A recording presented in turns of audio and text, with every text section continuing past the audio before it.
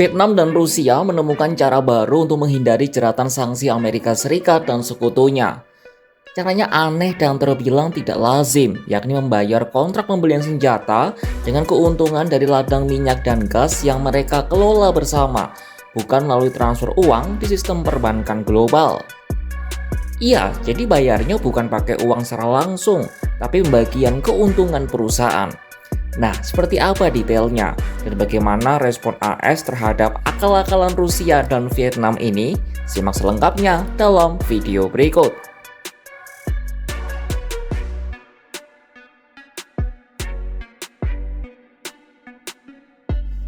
Vietnam dan Rusia mengembangkan metode pintu belakang untuk menyembunyikan pembayaran guna menghindari sanksi dari Amerika Serikat. Caranya dengan menggunakan keuntungan dari usaha patungan minyak dan gas untuk membayar kontrak pertahanan. Sistem ini dilakukan tanpa transfer uang tunai melalui sistem perbankan global. Cara ini terungkap dari dokumen internal Vietnam yang diperoleh oleh Associated Press. Detailnya seperti ini. Vietnam membeli peralatan militer dari Rusia termasuk jet tempur, tank, dan kapal secara kredit.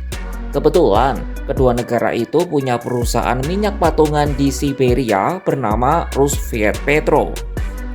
Nah, keuntungan dari perusahaan itulah yang menjadi alat pembayaran. Transaksi semacam itu tidak lazim di pasar keuangan internasional. Rencana yang diuraikan dalam dokumen adalah sebagai berikut. Pertama, keuntungan Vietnam dari usaha patungan Rusviet Petro di Siberia dikirim ke Moskwa guna membayar kembali kredit yang diberikan untuk pembelian militer. Kemudian, keuntungan Vietnam yang melebihi pembayaran pinjaman ditransfer ke perusahaan minyak dan gas milik negara Rusia, Zarubezhneft di Rusia. Akhirnya di Vietnam, Zarubezhneft menggunakan perusahaan patungannya di sana untuk mentransfer jumlah uang yang sama ke Petro Vietnam atau PVN, grup minyak dan gas Vietnam. Cara ini efektif menghindari transfer keuangan internasional.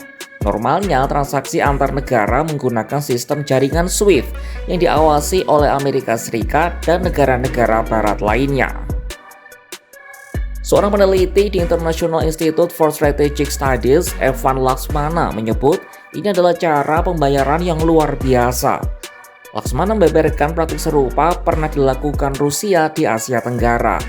Menariknya, cara itu dilakukan Rusia di Indonesia. Jadi, pada tahun 2017 lalu, Moskwa menawarkan 11 jet Sukhoi Su-35 pada Indonesia, yang mana sebagian bayarannya menggunakan kelapa sawit dan kopi.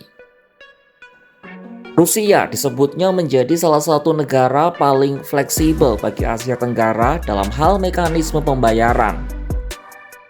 Adapun skema antara Vietnam Rusia ini sebenarnya sudah bocor pada 2023 lalu. Alih-alih menghentikannya, Moskow dan Hanoi tetap melanjutkan dan menerapkannya, sekaligus membuat perjanjian untuk memastikannya menghasilkan dana cukup bagi militer di masa mendatang. Bocoran ini juga muncul di saat yang rumit. Washington sedang berupaya mempererat hubungan dengan Hanoi sebagai penyeimbang pengaruh Cina di Asia Tenggara. Di sisi lain, pemerintahan Trump sedang meningkatkan tekanan terhadap Rusia dengan ancaman sanksi tambahan. Departemen Luar Negeri Amerika Serikat menolak berkomentar secara spesifik soal rencana pembayaran yang ditujukan untuk menghindari sanksi mereka. Namun mereka menegaskan bahwa sanksi tetap berlaku. Amerika Serikat punya undang-undang penanggulangan musuh Amerika melalui sanksi alias CAATSA yang memungkinkan mereka memberi sanksi pada negara atau orang yang punya hubungan komersial dengan Rusia. PVN dan Departemen Luar Negeri Vietnam juga tidak menanggapi permintaan komentar dari Associated Press. Respon serupa diberikan oleh Kementerian Keuangan Rusia.